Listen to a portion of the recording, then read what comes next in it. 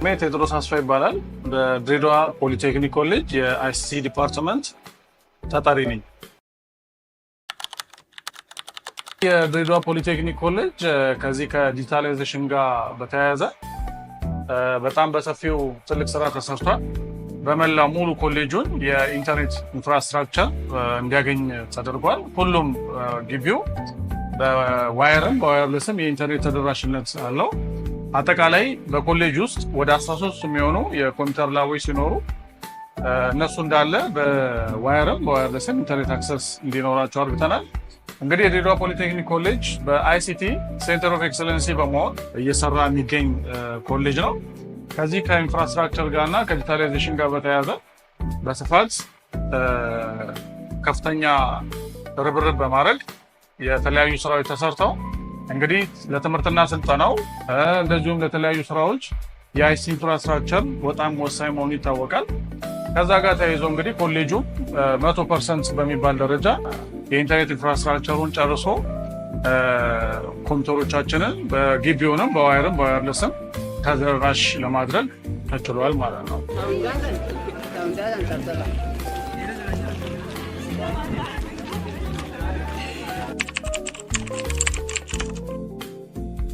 እንግዲህ ይሄ ኢንፍራስትራክቸር በመዘርጋቱ ኮሌጁ ዲጂታል በመሆኑ ከተለያዩ የግልም እንደዚሁም የመንግስት የተለያዩ ድርጅቶች ጋር አብረን እየሰራ እንገኛለን።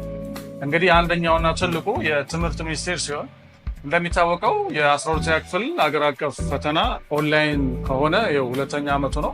እንግዲህ በ2016ም በ2017ም የድሬዳዋ ፖሊቴክኒክ ኮሌጅ 12ኛ ክፍሎችን ተቀብሎ ኦንላይን እያስፈተነ እያስመዘነ ይገኛል።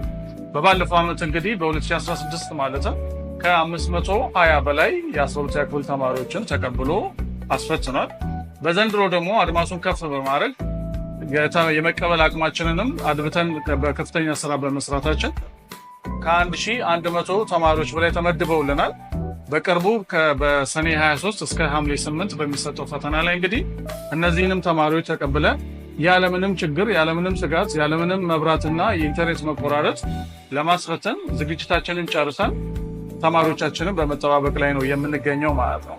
እንግዲህ ይሄ አንዱ ትልቁ ለኮሌጁ በአይሲቲ ኢንፍራስትራክቸር የመጣ አንዱ ውጤት ነው፣ ትልቅ ውጤት ነው ማለት ነው።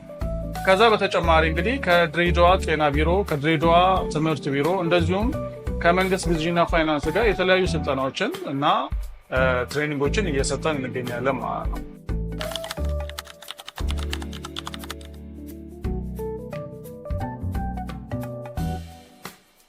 ከዚህ ጋር ተያይዞ እንግዲህ ደግሞ በትምህርትና ስልጠናውም ይሄ ነገር ከፍተኛ ውጤት ያመጣንበት ያስመዘገብንበት ዓመት ነው። በዚህም ዓመት እንደ አብይ ለመጥቀስ የድሬዳዋ ፖሊስ ጠቅላይ መምሪያ የተለያዩ የፖሊስ ሰራዊቶችን ከ124 በላይ በሁለት ዙር አሰልጥነን አብቅተን ለተቋሙ ግብአት እንዲሆኑ የተቋሙን ስራ እንዲያቀላጥፉለትም ከፍተኛ ስራ እንደዚሁ ዲፓርትመንቱ ወይም አይሲቲ ዲፓርትመንት አበርክቶ አርግቷል ማለት ነው።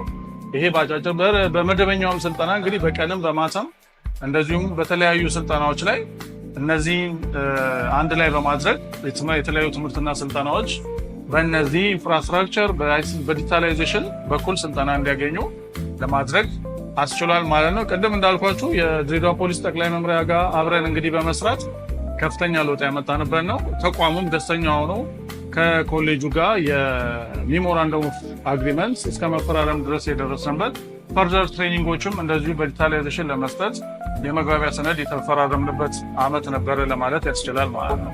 አመሰግናለሁ።